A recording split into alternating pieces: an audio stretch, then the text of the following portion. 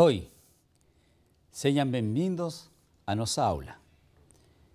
Hoje falaremos de um tema bastante interessante, da filosofia aristotélica. E o tema é Aristóteles, acto e potência e as quatro causas. Mas para falar deste tema, primeiro precisamos introduzir um pouquinho com a filosofia anterior a Aristóteles. Vejamos.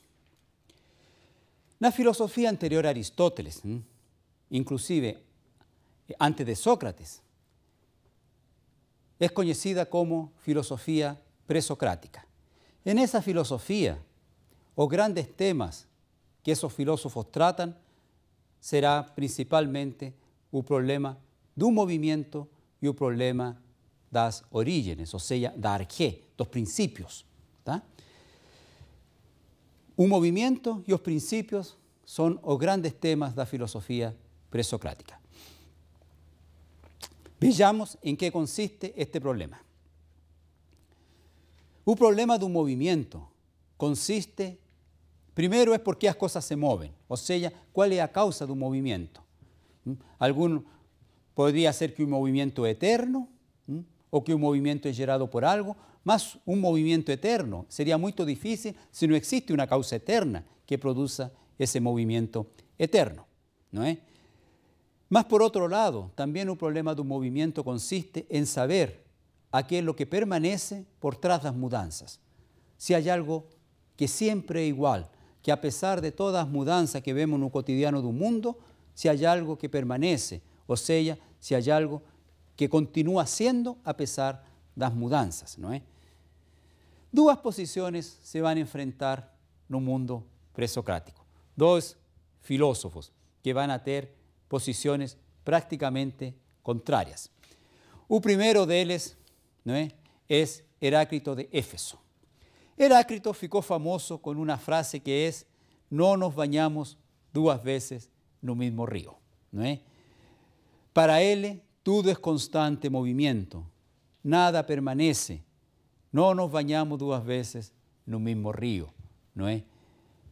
El río siempre fluye, las aguas del río siempre son diferentes. Parece que nunca el río es el mismo. ¿Tá? Entonces, para Heráclito, o real es un constante fluir, es un constante movimiento, y parece que nada permanece. Embora el río, como río permanezca, entonces, alguna cosa permanece, mas las aguas siempre son iguales, y de alguna manera las aguas cuando pasan van modificando el propio río. Mas hay algo que está ahí que se llama río, ¿no es? Entonces, el río permanece, embora las aguas y la forma del río no sean las mismas. Era un problema saber qué permanece, o si nada permanece, o si algo permanece, y si algo permanece, o qué sería eso que permanece. Contrario a Heráclito, ¿no es? Es Parménides.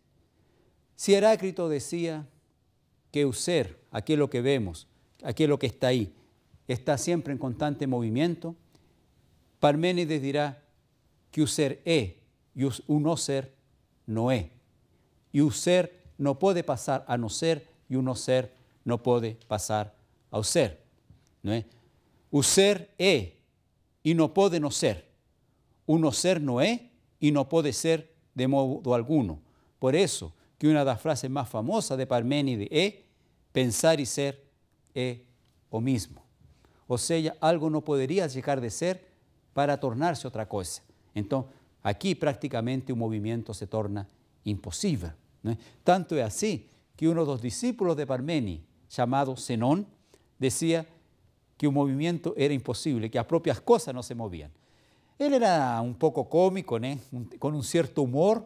Él le contaba la historia de que si colocamos a correr Aquiles, que es el mayor corredor de Grecia, contra una tartaruga, y él preguntaba: ¿quién gana a corrida? Todo el mundo diría Aquiles. Aquiles corredor, a tartaruga casi no se mexe, ¿no? Mas él decía: olha, basta dar una pequeña ventaja para a tartaruga para que fique demostrado que ninguém nunca se mexeu. Y él falaba entonces: si a tartaruga está en un cierto punto, para Aquiles llegar a ese punto donde está a tartaruga, primero precisa llegar a mitad. mas para llegar esa mitad a mitad, y a mitad, y a mitad. Y como siempre habrá una mitad da mitad, y eso puede ser prolongado a tu infinito, o sea, siempre habrá una mitad anterior a cual que precisamos llegar. Él le dirá, olha, Aquiles nunca salió do lugar. Claro, era medio extraño, ¿no? Porque a mayoría das pessoas veían que Aquiles salió. Mas ele decía, então me demonstra lógicamente. Y de fato, lógicamente era medio difícil, ¿no?, discutir con Zenón. Él decía que Aquiles nunca salió do lugar, o si salió do lugar, nunca ultrapassou a tartaruga. Bom, reconozcamos que era un poquinho con un cierto humor que hacía eso, y de alguna manera él estaba negando aquello que a evidencia dos olhos nos estaba dando. Él podía tener razón, lógicamente, mas a evidencia dos olhos no mostraban otra cosa. Por eso es un problema. Si a razón estuviese de acuerdo con a evidencia dos olhos, entonces no sería problema. El problema es que a razón nos estaba diciendo una cosa y a evidencia sensible, aquello que estamos viendo, nos estaba diciendo otra cosa. Bueno, un problema estaba planteado, ¿no? Un problema estaba planteado. Que permanece, que muda. Y un ser no puede llegar a no ser, y un no ser no puede llegar ao ser. Y ahí está el problema de Zenón, de este hombre que contaba historia de Aquiles y las tartarugas. Él le decía de que Aquiles nunca salió del lugar simplemente porque no podemos percorrer espacios infinitos en tiempos finitos. Y los espacios eran infinitos, o sea, siempre habrá una mitad da mitad da mitad da mitad, mas tenemos un tiempo finito para percorrer eso. Entonces, como no podemos percorrer espacios infinitos en tiempo finito, simplemente un movimiento se tornaba imposible. Mas agora chegamos a Aristóteles. Aristóteles va a tratar también un movimiento en varias de sus obras. Mas vamos a ver aquí un texto pequeño del libro Metafísica, libro 9.1. Dice Aristóteles, o ser no só se toma no sentido de sustancia, de qualidade, de quantidade, sino que hay también o ser en potencia y o ser en acto, o ser relativamente a acción. Lembran-se, ¿no?, que decía de que no podemos percorrer espacios infinitos en tiempo finito,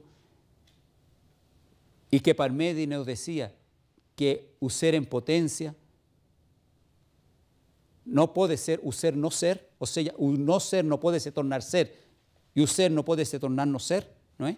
Entonces, o ser no puede se tornar ser y un no ser no puede se tornar ser. Aristóteles diría que o ser es dito de varias formas, ¿no es? O ser es dito de varias formas. Y una forma es decir o ser en potencia y otra forma es decir un ser en acto. Y para Aristóteles, un movimiento no va de un no ser para o ser, o de un no ser para o ser. Un movimiento va de ser para ser. Es verdad que un no ser no puede se tornar ser y un ser no puede se tornar no ser. Por eso que Aristóteles dice que un movimiento no es de un ser para un no ser o de un no ser para un ser. Es de ser para ser, de ser en potencia para ser en acto. Y ahí entonces él le dirá, es verdad que Zenón, es verdad o que Zenón afirmaba, que no se pueden percorrer espacios infinitos en tiempo finito, mas el tiempo también es infinito. Si podemos dividir el espacio infinitamente, el tiempo también puede ser dividido infinitamente. Entonces, se están percorriendo espacios infinitos en tiempos infinitos. Y el paso, ¿no?, del movimiento, o sea, el propio movimiento, es de ser en potencia para hacer en acto. A potencia es aquello que el ser puede se tornar, aquello que él puede llegar a ser, ¿no es? Para Aristóteles, ser en acto es a sustancia tal como en un momento determinado se nos presenta y conocemos. A sustancia, o ser en acto, ¿no es aquello que está siempre en el presente, es o ser como o vemos. Y por ser en potencia, Aristóteles entiende un conjunto de capacidades o posibilidades de la sustancia para llegar a ser algo diferente de lo que actualmente es, ¿no es? O sea, o ser en acto tiene que ver con el presente, o ser en potencia tiene que ver con el futuro. O acto es aquello que a cosa ya es, a potencia es aquello que a cosa podría se tornar a ser. No significa que necesariamente será, puede que nunca sea, mas potencialmente puede llegar a ser, ¿no es? Una semente, por ejemplo, de maçã, puede se tornar un pie de maçã, ¿no es? Mas no significa que necesariamente tenga que ser. Depende de otras cosas, ¿no? De fato, muchas sementes morren sin nunca se transformado ni en árboles ni en fruto. Veamos su ejemplo de un menino. Un menino tiene la capacidad de ser hombre, él es, por tanto, un menino en acto, mas es un hombre en potencia, ¿no es? Entonces, un menino es un hombre, sí, mas potencialmente, ¿no es? Un menino no es un no hombre, es un hombre más potencialmente. Significa que ainda en un futuro él tendrá que desenvolver algunas potencialidades para se transformar en un hombre. Un hombre es en potencia, ¿no es? ¿Tá? Mas él es, por tanto, un menino en acto, mas es un hombre en potencia. ¿Tá? O sea, potencialmente un menino puede se transformar en un hombre, mas no significa que necesariamente se transformaron en un hombre. Por ejemplo, un menino podría morir, ¿no es? Entonces no llegaría a ser final. Esto es, no es un hombre, mas puede llegar a serlo. Una simiente no es un árbol, es una semente en acto, mas puede llegar a ser un árbol, por eso es un árbol en potencia. Entonces, vean cómo para Aristóteles siempre esto va a estar aconteciendo y así se va generando un movimiento. Las cosas tienen una potencialidad que se desenvolve y llega al acto, mas por su vez, el acto puede ser potencialidad de otras cosas, ¿no es? O sea, cada cosa es acto en algo, mas también puede ser potencia en algo. A semente, ¿no es? Es potencialmente un árbol. Un árbol es a semente en acto, es árbol. Mas también un árbol puede ser potencia de otras cosas. Por ejemplo, un árbol puede ser potencia de una mesa, ¿no es? En esa árbol hay una mesa. Es solamente tirarle de la, pegar el árbol, cortar las maderas. Ahí está la mesa, mas tenemos que tirarla, ¿no es? Bueno, para ese movimiento de potencia-acto, Aristóteles va a hablar las 4 causas, ¿no es? Como algo que es potencialmente puede se transformar en acto, o sea, cómo de fato acontece un movimiento. Veamos. Vamos a colocar el ejemplo de un tijolo. Todo el mundo conoce un tijolo, es algo abundante, en todas partes tiene tijolo, la casa que moramos está construida de tijolo, una loya tiene tijolo, entonces es algo que todos conocemos. Vamos a supor que yo quiera construir un tijolo, ¿no es? Entonces, si yo falo, quiero construir un tijolo, ¿qué es la primera cosa que yo tengo que saber o hacer? Bueno, es saber lo que es un tijolo, ¿no es? Si yo nunca vi un tijolo y no sé cómo es un tijolo, entonces nunca podré hacer un tijolo. Entonces, la primera cosa para hacer un tijolo es saber en la mi cabeza lo que es un tijolo. Entonces, cuando yo pienso en un tijolo, tengo que pensar en algo semejante a aquello que está ahí en la imagen. O sea, un tijolo, yo sé que es un tijolo porque tiene forma de tijolo. Si yo pregunto, ¿o qué tiene en la imagen? Você responde en un tijolo. ¿Cómo saben que un tijolo? Bueno, porque tiene forma de tijolo, ¿no es? Entonces, por eso que o primero es la forma. Cuando yo pienso en un tijolo, pienso en una cierta imagen que tiene forma de tijolo. Si yo cuando voy a hacer un tijolo, por ejemplo, pensase en un pan, no llegaría a hacer un tijolo, ¿no es? Para hacer un tijolo, yo tengo que tener una forma de tijolo y esa forma generalmente es media cuadrada, raramente va a existir un tijolo triangular o redondo, no existen tijolos redondos, ¿no? Él tendrá en esa forma rectangular, cuadrada, ¿no es? Y así son los tijolos, ¿no es? Bueno, entonces esa es la forma, ¿no es? Nos precede, ¿no es? La forma de tijolo existe antes de yo hacer un tijolo. Cuando yo construyo un tijolo, no estoy criando un tijolo, existe como forma, o sea, en mi cabeza ya existe esa forma, ¿no es? Bueno, en segundo, yo ya sé que como es un tijolo, tengo la forma de tijolo en la mi cabeza, ¿qué preciso? Bueno, un material con el cual construir un tijolo. No es cualquier material que puede ser construido un tijolo, ¿no es? Hay materiales específicos, arcilla, tierra, cemento, hay diferentes materiales. Más difícilmente podríamos construir un tijolo de agua, ¿no es? O de viento, claro que no, de néboa, no existen, ¿no es? Entonces, por eso, a primera es a causa formal, o sea, forma. En segundo, a causa material, a materia. Sin materia no tenemos tijolo, ¿no es? A no ser que ustedes quieran un tijolo puramente imaginativo, ¿no es? Entonces, tenemos a causa formal y tenemos a causa material, a materia. Enseguida, temos a causa eficiente, ou seja, quem vai fazer esse tijolo? Temos a matéria, temos a forma. Terá que um homem, né, um pedreiro, alguém, fazer esse tijolo. Isso é a causa eficiente, ou seja, é algo externo ao próprio tijolo que fará essa mudança de argila, terra, cimento para o tijolo. É uma causa externa. O próprio tijolo não tem a capacidade de se transformar, ou seja, a própria matéria não tem a capacidade em si mesma de se transformar em tijolo. Que você deixe, por exemplo, um pouco de argila aí e amanhã chegue e já tenha um tijolo. Não. Alguém terá que fazer isso, não é? Isso, então, é a causa eficiente. Causa formal a forma, causa material a matéria, causa eficiente a força externa que fará a mudança e, finalmente, a causa final. Causa final é para quê? Não é? Em Aristóteles, todo tem uma finalidade, ou seja, se construímos um tijolo, terá que ser para algo. Geralmente as pessoas construem tijolo para a construção, não é? Então, para que está construindo esse tijolo? Bom, para construir uma casa, para construir um templo, uma escola, não é? Seria muito difícil aceitar que alguém está construindo um tijolo para nada.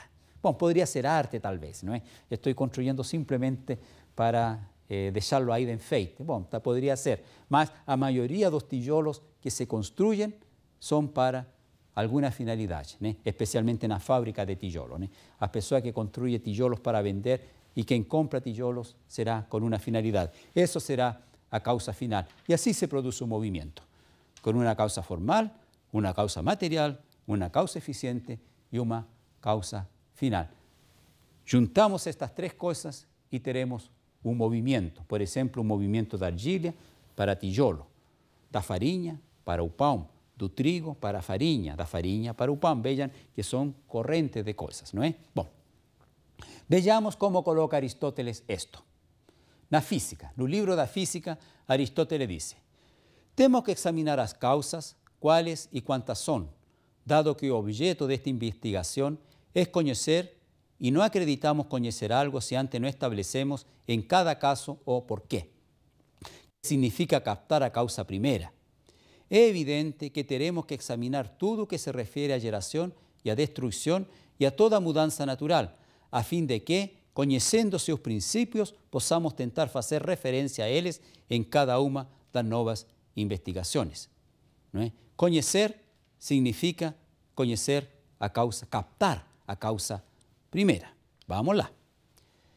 Vejamos então como Aristóteles vai definir a causa material. Neste sentido, se diz que é causa aquilo constitutivo interno que algo é feito, como por exemplo o bronze a respeito da estátua ou a prata a respeito da taça, e os gêneros de bronze ou de prata. Ou seja, qual é a causa material de uma estátua? O bronze, é uma estátua de bronze. Qual é a causa material da taça? A prata, não é? Ou seja, é aquilo do qual a coisa está feita, aquilo que constitui a matéria de certa coisa. Por exemplo, aí temos a estátua, não é? Isto é a causa formal. Quando queremos construir uma estátua, antes de começar a construí-la, temos que saber como é a forma que queremos dar-lhe. Se eu quero construir uma estátua de Afrodite, antes de começar a construir a estátua, tenho que saber como é Afrodite, não é? Se quero construir uma estátua de Jesus Cristo, por exemplo, tenho que saber que forma le vou dar. Tem barba, tem o cabelo comprido, qual é a estatura, todo isso, não é? Tenho que saber de antemão. Se eu quero construir uma estátua de Tiradentes, a mesma coisa, não é? Ou seja, essa é a causa formal, essa forma que nos precede. Diz Aristóteles, em nosso sentido é a forma, o modelo, isto é, a definição de essência e seu gênero, e as partes da definição. Como é? Né? Quero construir uma estátua de Afrodite, minha pergunta é como é Afrodite, não é? Ou seja, um modelo que eu tenho que ter. Vejamos como Aristóteles vai definir a causa eficiente. Em nosso sentido, é o princípio primeiro de onde vem a mudança ou repouso. Como que quer algo é causa, como é também o pai é causa de seu filho, e de modo geral, o que faz algo é causa do que é feito, e o que faz mudar é causa do que é mudado. Ou seja, a causa eficiente é aquilo que faz de fato que as coisas mudem, é a causa externa. Não é? Bom, diz Aristóteles, tais são, portanto, os sentidos em que diz que algo é causa. Mas como se diz causa em vários sentidos, ocorre também que uma mesma coisa tem várias causas. E não por acaso. Assim, no caso de uma estátua, tanto a arte do escultor, ou seja, a causa eficiente, o escultor é a causa eficiente da estátua, não é? Quanto o bronze, a causa material, são causas dela. E causa da estátua enquanto estátua e não causa de outra coisa, pois não são do mesmo modo. Uma é a causa como matéria, outro aquilo de onde provém o movimento. Ou seja, para ter uma estátua, precisamos, no mínimo, de duas coisas. De uma matéria e de uma forma. E, logicamente, de um escultor, que saiba como é essa forma que quer dar-lhe à matéria. Se temos um pedaço de mármore e queremos fazer uma escultura de Afrodite, o escultor saberá qual é a forma que terá que dar a esse mármore. Aristóteles continúa diciendo na física, há também coisas que são reciprocamente causa. Assim, o exercício é causa do bem-estado do corpo e este é causa do exercício, ainda que não do mesmo modo. O bem-estar do corpo é causa como fim, o exercício é causa como princípio do movimento. Vejam que aqui há causa recíproca, né? Para fazer bons exercícios, precisamos de saúde, mas para ter saúde, precisamos fazer bom exercício. Então, uma coisa vai sendo causa da outra, né? O exercício provoca saúde, mas enquanto você tem saúde, consegue fazer melhores exercícios. Bom, vamos a colocar um novo exemplo. Vamos supor que você queira construir uma casa. Como se começa a construir uma casa? Bom, você possivelmente vai contratar um arquiteto, não é? E a primeira coisa, quando o arquiteto esteja lá em sua mesa, ele vai perguntar para você como você quer a casa. E com certeza você já deve ter uma ideia de como é essa casa. Ou seja, a casa, antes de existir como casa material onde você vai morar, existe primeiro como ideia. Essa ideia que você tem de como quer a casa é a causa formal, porque é uma forma, né? O arquiteto perguntará, por exemplo, quantos quartos você quer. A quer com varanda, aquele estilo português, aquele estilo pernambucano, ou aquele estilo mineiro, né? Todas essas são formas, né? A casa pernambucana é de um jeito, a casa portuguesa é outra, as casas tradicionais de Minas Gerais serão de outra maneira, ou seja, é pura forma. Não é? Ele não perguntou ainda de que material a quer, nem onde a quer. Primeira coisa, como a quer. Ou seja, ele está perguntando por uma certa forma que terá essa casa. E ele pegará a caneta e começará a desenhar essa casa. Esse desenho é uma forma, né? São linhas. E isso, então, será a causa formal. Uma vez que tenhamos a forma, o arquiteto perguntará, e de que material a quer? Né? Ou seja, temos a forma, e primeiro e depois teremos um material. E novamente temos muitas opções, né? Uma casa poderá ser de madeira, de tijolo, de cimento, etc. Não é? Então, primeiro, a casa existe como ideia. E em segundo, a matéria, que já existe como matéria. Não é? Por exemplo, se nós queremos construir uma casa de tijolo, esse tijolo sempre existiu. Não existiu como forma de tijolo, mas essa argila que está no tijolo é eterna. Por isso que Aristóteles diz que a matéria é eterna. O que vai mudando é a forma, não é? Ou seja, cada grau de areia ou de terra ou de argila que tem esse tijolo existiu sempre. Alguém, para fazer esse tijolo, simplesmente o foi procurar onde tinha argila e pegou. Mas essa argila sempre esteve lá, não é? Ou seja, a matéria não é uma criação. Para Aristóteles, a matéria existiu sempre e sempre esteve lá. Lo que no existió siempre es esa forma que nos vamos a dar a esa materia. Por eso que las formas mudan. Algún día ese tijolo que nos estamos construyendo hoy dejará de ser tijolo. Los tijolos no son eternos. ¿No? Muchas das construcciones antiguas, por ejemplo, da Mesopotamia, do Egipto, na época eran sólidas, mas hoy son ruinas y muchas de ellas simplemente son transformadas en pó. Ese tijolo un día también se deteriorará y se transformará em pó. Para construir essa casa, então, você vai precisar um engenheiro ou alguém, uma construtora. Essa construtora será a causa que provocará a mudança, não é? Será a causa eficiente. Causa formal, causa material e uma causa eficiente. Ou seja, a matéria não pode se dar forma a si mesma, não é? Precisa de uma coisa externa para que ela mude, a não ser que seja por la própria natureza, não é? A própria natureza a veces provoca coisas, mas isso é por necessidade. Não é? Há coisas, por exemplo, a chuva cai sem que ninguém provoque essa chuva, a própria natureza cai a chuva. Não é? Então, isso Aristóteles diz que são os processos naturais, mais difícil a natureza poderá fazer uma casa, isso já não. Não é? Então, essas formas que nós conhecemos como casa, isso a própria natureza não poderá ser. Eventualmente poderá cair uma madeira que permita você morar embaixo, sim, mas raramente a própria natureza, assim por acaso, poderá fazer uma casa com estilo pernambucano. Isso já não, não é?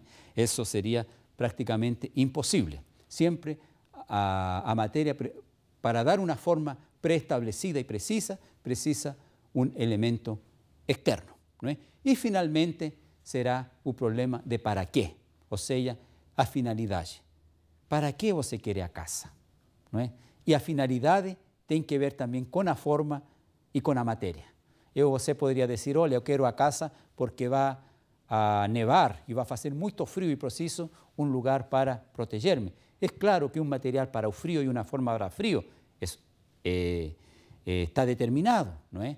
Se você quer uma casa para passar o inverno com frio, terá que ter uma forma e uma certa matéria. Por lo contrário, se você diz, olha, que vai fazer muito calor no verão, eu preciso uma casa para me proteger do calor, será contrário da casa para o frio. Os materiais e a forma para calor não serão a forma do frio. Então, vejam que, de alguma maneira, a finalidade também determina a forma e a matéria. Não é? Então, assim se vai produzindo um movimento, assim se vai transformando argila em casa, argila em tijolo e, sucessivamente, o movimento continua. Né? O movimento nunca para, sempre haverá algo se transformando. Né? Nunca o mundo poderá estar completamente parado. Sempre haverá matéria se transformando, causas eficientes, causas materiais e causas finais. Bom, aqui terminamos nossa aula. Espero que tenha sido agradável e até a próxima.